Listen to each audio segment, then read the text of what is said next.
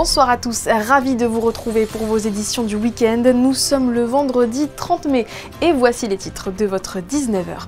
Elle a pour thème cette année la vérité. La semaine Philo Monaco revient du 10 au 15 juin pour nous en dévoiler le programme. Charlotte Casiraghi, présidente et fondatrice des rencontres philosophiques, sera notre première invitée. Nous vous partagerons la réaction du gouvernement princier suite aux critiques du Conseil national. Les élus ont pointé du doigt plusieurs dossiers sur les réseaux sociaux et en conférence de presse. L'exécutif a répondu par la voie d'un communiqué. Nous recevrons ensuite Benoît Paulmier, président de la commission médicale de l'Automobile Club de Monaco, à l'occasion d'une coopération inédite avec Neuracure, une start-up incubée à Monacotech qui permet de détecter les commotions cérébrales chez les pilotes en cas d'accident. Et puis nous vous présenterons une idée de sortie. Le Théâtre des Muses propose actuellement Michel et Claude, en référence à Michel Polnareff et Claude François, une comédie à ne pas manquer.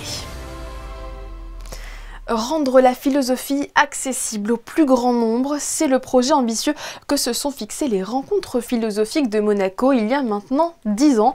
Charlotte Casiraghi s'est pleinement investie dans cette mission aux côtés de philosophes, dont son ancien professeur au lycée. Les initiatives se sont multipliées et dans quelques jours, le 10 juin prochain, débutera la 3e édition de la semaine Philo Monaco. Charlotte Casiraghi dévoile à Patricia Navarro les grandes lignes du programme. Bonsoir Charlotte Casiraghi. Bonsoir. La semaine Philo Monaco 2025 débutera le 10 juin. C'est la 3e du nom. Et cela fait maintenant 10 ans que les rencontres philosophiques ont lancé leurs premières actions, leurs premiers événements. Et 10 ans après, est-ce que la philosophie a trouvé son public ou un nouveau public à Monaco et même au-delà ? Oui, je crois que sur ça, on a beaucoup évolué en 10 ans. Au début, quand on a commencé à organiser des rencontres, personne ne nous connaissait, les gens peut-être n'osaient pas assister à une conférence de philosophie ou à une rencontre avec des philosophes. Ça restait peut-être un peu confus et avec le temps, on a pu asseoir quelque chose qui a créé une fidélité vis-à-vis d'un public qui ne venait normalement pas écouter de la philosophie. Donc sur ça, ça a été un travail de longue haleine, mais on a réussi à conquérir un nouveau public et surtout à donner une autre image de la philosophie, plus accessible, variée, traitant de sujets qui concernent le quotidien des Monégasques, des résidents et même des villes limitrophes. Et ce pari-là, je crois qu'on l'a réussi. Et à vos yeux, quelles sont les plus grandes réussites du projet initial des rencontres philosophiques? Parce que, alors je le rappelle, vous êtes allé à l'hôpital, vous allez dans les écoles, il y a ces rendez-vous mensuels de réflexion, d'échange. Vous mettez en lumière aussi les philosophes. Quelle est la plus belle réussite? Peut-être celle qui vous tenait le plus à cœur au départ? Je dirais tout d'abord le travail qu'on a mené avec la direction de l'éducation nationale pour développer beaucoup d'initiatives à l'école primaire et maintenant, au bout de 10 ans, on a réussi à former quasiment la totalité des enseignants du primaire à la pratique de la philosophie. Et puis ce qu'on a fait aussi au lycée, des groupes de réflexion sur des sujets qui peuvent aborder des questions liées à la santé mentale des jeunes, mais dans une perspective plus philosophique, parce que ce n'est pas nécessairement que les jeunes sont plus fragiles aujourd'hui qu'ils ne l'étaient avant, mais le monde est plus complexe. Des bouleversements se sont opérés ces dernières années et qu'il faut pouvoir penser le monde dans lequel nous vivons, parce que cette question-là de la santé mentale des jeunes est, à mon sens aujourd'hui, une des grandes priorités politiques. Et donc je suis fière de l'engagement qu'on a pu mener sur ça. Voilà.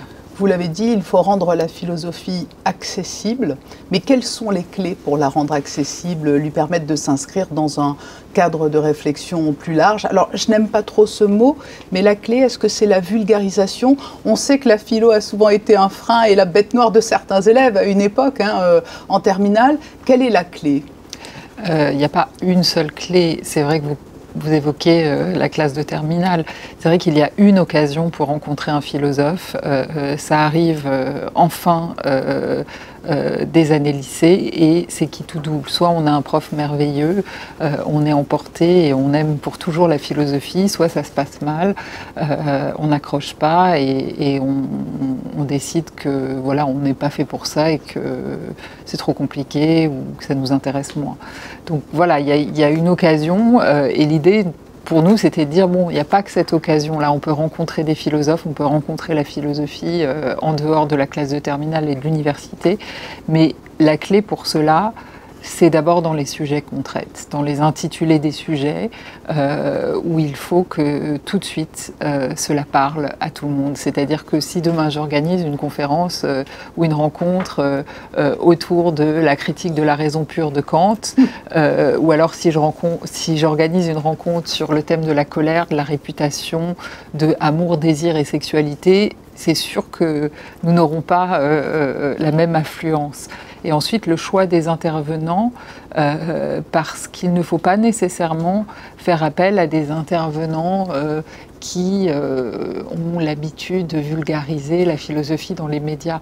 Ce qui est important, c'est de choisir des philosophes qui, sur ces sujets-là, ont une puissance de réflexion, une clarté dans le raisonnement. Et ça, Descartes le disait, il faut pouvoir énoncer clairement les choses. Et un bon philosophe, il sait se rendre clair. Je vous propose d'en venir au programme de la semaine Monaco Philo 2025. Vous allez repartir sur ce qui a fait le succès de cette formule, c'est-à-dire des classiques, mais aussi toujours chaque année des nouveautés. Oui, alors cette année, on a un peu une nouveauté puisque les années précédentes ont décliné des journées thématiques et cette année, il y a un grand thème qui est celui de la vérité. Et on abordera des questions très variées, aussi bien la question des secrets de famille que de la vérité en art, la question de peut-on tout dire aux enfants, le rire de la vérité, et on ira jusqu'à la vérité des muscles le dimanche au Yacht Club. Et là, je ne fais qu'un petit échantillon, mais nous avons beaucoup de sujets. Et vous l'avez dit, l'accent est mis sur des lieux parfois atypiques. Il y aura aussi ces rencontres au marché. Cela aussi, ça concourt à amener la philosophie un peu partout?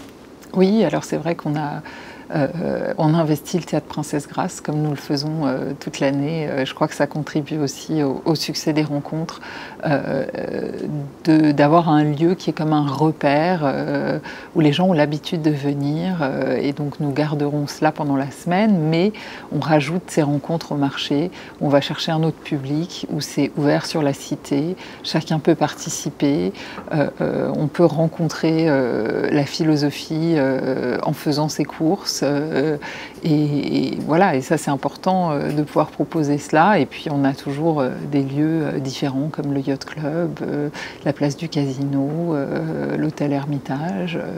Voilà, on investit plusieurs endroits pendant cette semaine. J'ai une dernière question un peu plus personnelle. La philosophie, pour vous, ça a été un terrain d'étude au départ, mais aujourd'hui, de quelle manière vous accompagne-t-elle au quotidien? Et ce qui nous permet aussi peut-être de faire écho à la manière dont elle pourrait aussi nous accompagner tous dans notre quotidien.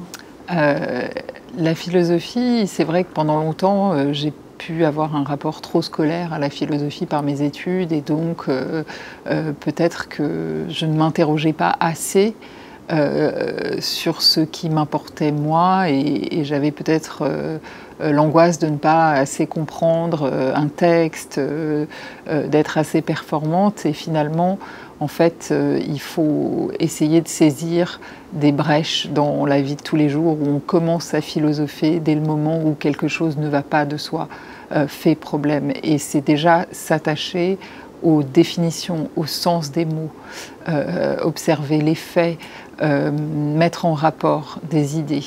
Et c'est ne pas se contenter d'une pensée toute faite, de répéter des choses qu'on a entendues, des opinions. Il faut pouvoir aussi écouter l'autre, et c'est par le dialogue, la conversation. Depuis ses débuts, la philosophie s'est ancrée dans la pratique du dialogue avec Socrate, et je crois que cette recherche de la vérité à plusieurs est très importante. Donc c'est privilégier des moments de discussion et cela, je crois que la philosophie, en tout cas avec les rencontres surtout, me l'a apporté puisque nous travaillons en équipe et c'est par toutes ces discussions que j'ai pu peut-être découvrir un sens différent que celui que j'avais rencontré pendant mes études. Voilà, on écoutera attentivement donc ces précieux conseils et nous pourrons venir les mettre en pratique lors de la semaine Philo Monaco du 10 au 15 juin. Merci beaucoup Charlotte Casiraghi d'avoir répondu à notre invitation. Merci.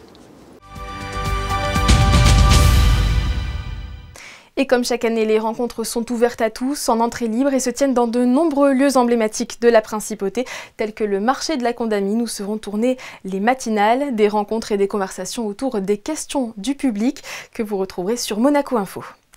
Le gouvernement répond au Conseil national qui met en cause son action. Dans un communiqué paru aujourd'hui, l'exécutif précise que tous les services exécutifs de l'État travaillent sans relâche pour maintenir l'excellence des services publics de la Principauté, pour assurer l'avancée des dossiers majeurs. Cette réaction fait suite à une conférence de presse donnée par le Conseil national mardi et lors de laquelle le président Thomas Brezzo a notamment dénoncé l'insalubrité et les problèmes de sécurité du centre commercial Fontvieille et le dossier du centre de valorisation des déchets. De son côté, le gouvernement a également fait part de son étonnement du moment choisi pour effectuer ces déclarations. Des réunions entre les deux entités étant programmées d'ici peu. Dernier élément en date qui nous est parvenu sous forme de communiqué, le Conseil national indique que les élus des Monégasques pointent du doigt l'organisation et le manque de moyens humains dont souffrent certains services de l'administration. En bref, 4 nouveaux ambassadeurs sont venus remettre leur lettre de créance au prince Albert II ce vendredi au Palais. Il s'agit des ambassadeurs d'Iran, de Thaïlande, de République tchèque et du Turkménistan. À Andorre, aux Jeux des petits États d'Europe, la délégation monégasque a battu son total de médailles décrochées à Malte il y a 2 ans, qui pour rappel était de 33. En cette fin d'après-midi, à la veille de la clôture de la compétition, les sportifs monégasques avaient cumulé 38 médailles, dont 12 d'or, 13 d'argent et 13 de bronze. Monaco se plaçait ainsi à la 4e place au classement des nations, toujours dominé par Chypre. Frédéric Elion et Émilie Rousseau reviendront sur les performances du jour demain matin à 10h30 et la cérémonie de clôture sera à suivre en direct sur Monaco Info dès 20h. Lui aussi, il y sera très prochainement à Andorre. Le cycliste Philippe Choquet est parti de Monaco ce vendredi matin pour relier cette petite principauté située entre la France et l'Espagne. Une épopée à vélo au profit de l'association Monaco Liver Disorder qui lutte contre les maladies rares du foie chez l'enfant. Fabien Bonilla et Alexandra Marangoni étaient présents au moment du départ. Voyez leur reportage. Une dizaine de cyclistes se sont retrouvés ce vendredi matin devant le Palais Princier pour soutenir leur ami Philippe Choquet. Il va partir dans quelques minutes dans la direction de la Principauté d'Andorre pour un périple de 662 km en 1 jour et demi. Ça relie mer et terre sur tout le bassin méditerranéen. Ça permet de créer un fil d'Ariane entre 2 principautés pour une bonne cause. C'est un parcours qui est long, qui fait 662 km avec 7270 mètres de dénivelé. Il va falloir gérer tout le long du parcours, pas aller trop lentement, pas aller trop vite, être dans le bon tempo.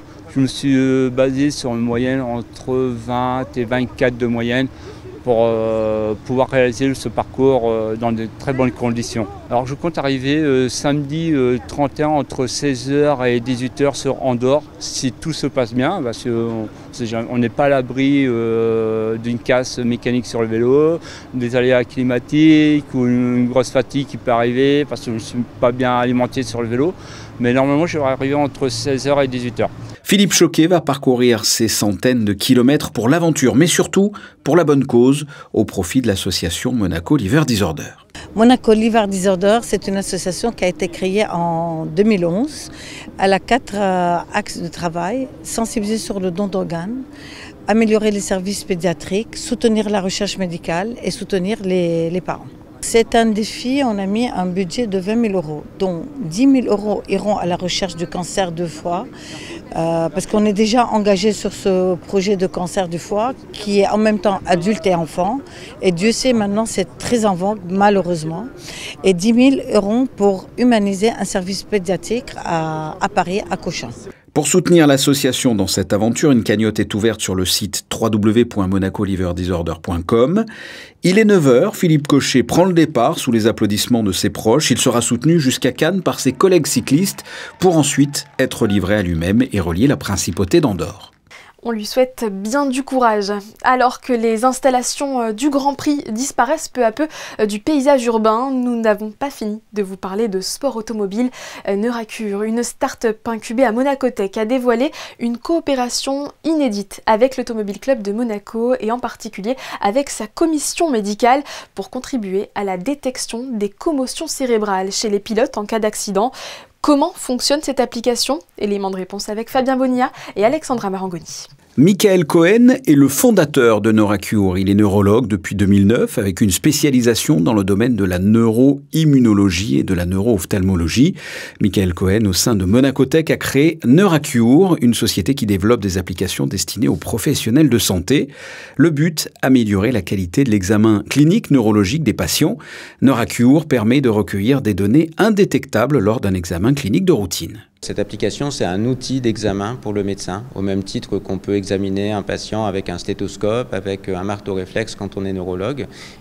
L'idée, c'est que dans le futur, on pourrait aussi avoir à disposition des outils numériques qui nous permettent de devenir plus performants et de détecter des anomalies que l'on ne peut pas détecter en faisant un examen traditionnel comme on le fait aujourd'hui. Ça marche par le biais de tests qui sont relativement rapides à faire, qui vont tester différentes fonctions assurées par le système nerveux, par exemple des fonctions motrices, de la finesse motrice, de la coordination, la fonction visuelle également, qu'on examine finalement relativement mal chez nos patients sans avoir d'outils dédiés, des fonctions cognitives, notamment des temps de réaction quand on demande de répondre à certains types de stimuli, et puis un volet très important qui est l'exploration des mouvements oculaires, la qualité, la précision, la rapidité des mouvements oculaires, qui est quelque chose qui se dégrade dans beaucoup de pathologies neurologiques, mais qu'on ne peut pas examiner à l'œil nu. Donc en fait, ça demande de faire aujourd'hui un examen très spécialisé que relativement peu d'équipes ont à disposition. Ça demande du matériel coûteux et un savoir-faire. Et l'idée avec l'iPad, c'est de pouvoir le faire de manière un petit peu plus simple, mais de pouvoir dépister beaucoup de choses qu'on ne peut pas voir avec un examen classique. L'application professionnelle développée par la société Neuracure a pour objectif, entre autres, la détection précoce de la sclérose en plaques, le suivi de pathologies neurologiques et l'évaluation des sujets exposés au risque de commotion cérébrale. Il a d'ailleurs eu l'opportunité de tester ce système lors du e-Prix et du Grand Prix de Monaco. Le docteur Benoît Paulmier, président de la commission médicale de l'ACM et membre de la Fédération internationale de l'automobile, a confié ses impressions à Patricia Navarro. Bonsoir Benoît Paulmier. Bonsoir Patricia. La problématique des commotions cérébrales, c'est l'une, mais peut-être même la plus importante aujourd'hui pour le responsable de la commission médicale de l'Automobile Club que vous êtes. Écoutez, ça fait partie des sujets qui nous préoccupent effectivement beaucoup et qui nous intéressent, en lien aussi avec la FIA, puisque la commission médicale de la FIA s'est saisie du sujet depuis quelques années et souhaite vraiment que nous puissions avancer dans cette direction pour pouvoir prévenir et mettre en place des mesures pour suivre un maximum les pilotes. Et comment s'est noué le partenariat avec la start-up Neuracure ? Alors on a eu l'occasion de se retrouver sur un congrès avec son fondateur, le docteur Michael Cohen. Nous avons échangé sur nos besoins respectifs, ce qui nous a permis de penser à une application concrète et donc une collaboration qui s'est concrétisée cette année à l'occasion des e-Prix et Grand Prix de Formule 1. Et la technicité proposée est quasiment révolutionnaire dans ce domaine, pour bien comprendre ? C'est vraiment une chance qu'on a effectivement là de pouvoir bénéficier de cette technologie numérique qui va nous permettre une analyse fine à la fois des mouvements oculaires, de la vision, mais également de la motricité et des fonctions cognitives, et de façon assez rapide, en quelques minutes, ce qui nous convient très bien dans le milieu du sport automobile. Nous avons vu des accrochages sur le circuit monégasque ce week-end. Cela vous a permis d'utiliser l'application et effectivement, il a fallu rapidement se poser la question d'une atteinte ou non des pilotes concernés. Ça a été le cas aussi lors d'un test lors de l'e-Prix ? Effectivement, la mise en place s'est faite pendant le e-Prix, qui a été assez calme, heureusement. mais on a eu directement une application juste après pour le Grand Prix de F1, notamment, vous l'avez vu, hein, les carambolages dans les séries F3, F2 et Porsche, qui nous ont permis d'évaluer des pilotes accidentés.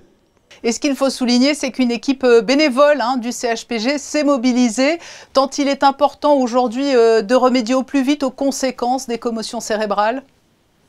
C'est tout à fait juste, et je souhaite vraiment remercier le CHPG, sa directrice, Madame Benoîte Rousseau de Sévelinge, qui nous a permis de collaborer, ainsi que le docteur Sandrine Louchard de la Chapelle, qui est responsable du centre mémoire, et qui nous a permis d'accueillir 2 bénévoles, les docteurs Kevin Paulet et Madame Solange S, qui étaient aux côtés du docteur Michael Cohen dans l'antenne médicale du circuit pour l'évaluation de ces pilotes.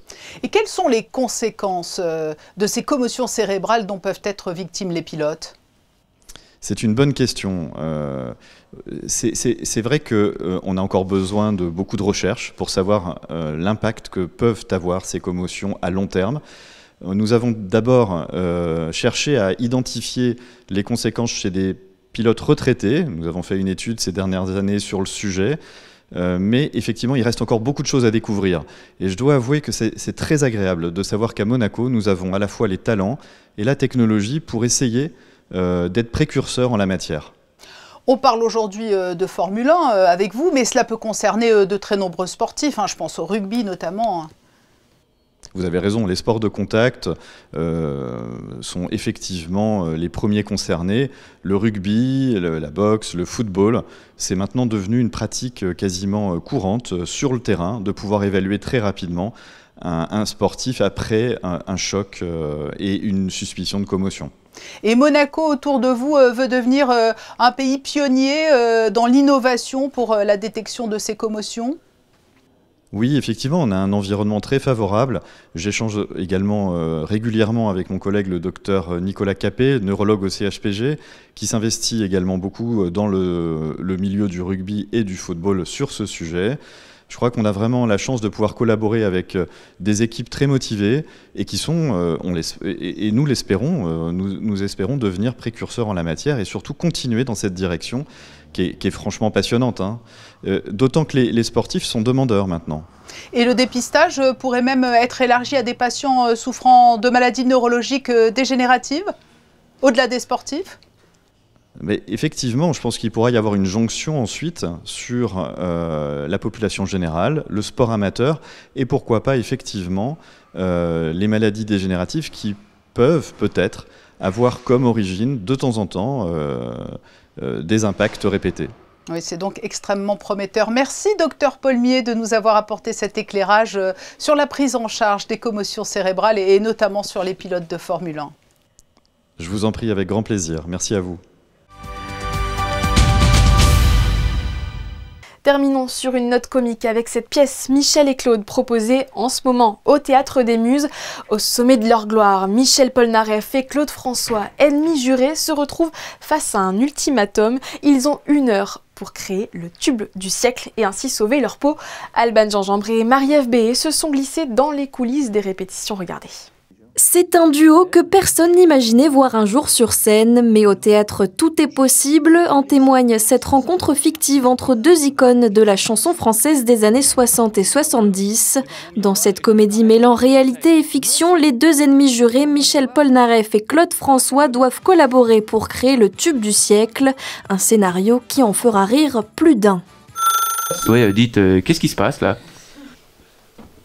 Ça dit qu'on est fini. Moi, fini, bon, j'aimerais bien voir ça, oui. Michel Polnareff a fait les premières parties de Claude François en 66. Exactement. On sait qu'il y avait quelquefois des petites frictions entre les deux, mais en soi, ils se respectaient. Ils se respectaient vraiment l'un l'autre pour ce qu'ils étaient. Et nous, on exagère ça. Et le message qu'on veut faire passer, c'est un amour pour la variété, pour les chanteurs populaires et pour la valeur aussi sentimentale et de la valeur de rassemblement que peut avoir une chanson populaire et un artiste de chanson populaire. Ce qu'on a gardé de réel, c'est les chansons qu'ils ont écrites, comment ils les ont écrites, des anecdotes. Et ce qu'on, par contre, qui est vraiment une part de fiction, c'est qu'ils doivent créer une chanson tous les deux en live. Donc tout ça, c'est vraiment du live pour le coup. Le public est là, en interaction avec le public. Donc ça, c'est vraiment une création unique chaque soir. Et le côté aussi ennemi juré, en fait, on le fait exprès pour polariser, devenir dramatique en fait pour la pièce, en fait pour la fiction.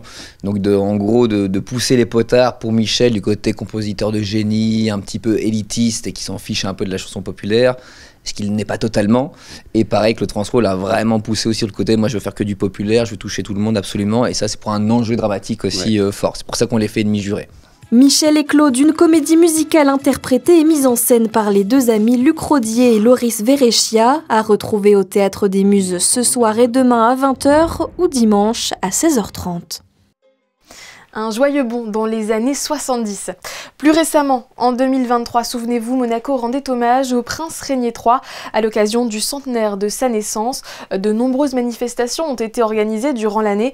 Les temps forts ont été répertoriés dans 2 albums, Retour en images. Ils sont offerts par le prince Albert II et la princesse Stéphanie, présidente du comité de commémoration, à tous les foyers monégasques. Ils sont à retirer à l'espace Léo Ferré dès lundi, le 2 juin, jusqu'au vendredi 13 juin inclus, de 9h à 17h. À partir du 16 juin, il faudra vous rendre en mairie. C'est la fin de cette édition, merci de l'avoir suivi. Nous la refermons avec les clichés de Manuel Vitali, envoyé spécial à Andorre pour couvrir les Jeux des petits États d'Europe. À la veille de la clôture de la compétition, la principauté cumule un beau total de 38 médailles, mieux qu'à Malte il y a 2 ans.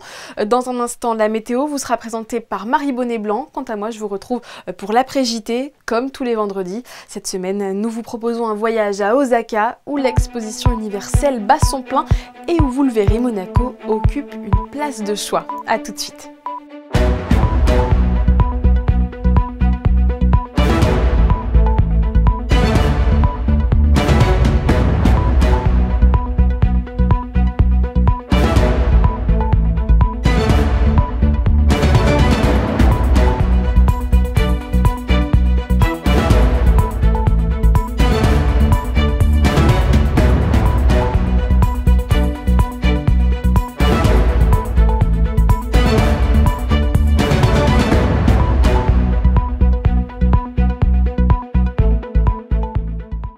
Retrouvez la météo avec Suisse Courtage, votre partenaire de confiance en assurance à Monaco. Protection sur mesure pour particuliers et professionnels. Bonsoir à tous, je suis ravie de vous retrouver afin de faire le point sur le temps de demain. Le ciel sera dégagé malgré quelques nuages qui ne devraient pas gêner les températures. Il fera 23 degrés demain dans la matinée, même chose dans l'après-midi. Demain, nous fêterons les Lise Marie en l'honneur de la visite catholique de la Vierge Marie à sa cousine Élisabeth. Et puis, c'est également la journée mondiale sans tabac demain, l'occasion de rappeler les dangers du tabagisme et d'encourager les fumeurs à arrêter de fumer. C'était la météo avec Suisse Courtage, votre partenaire de confiance en assurance à Monaco. Protection sur mesure pour particuliers et professionnels.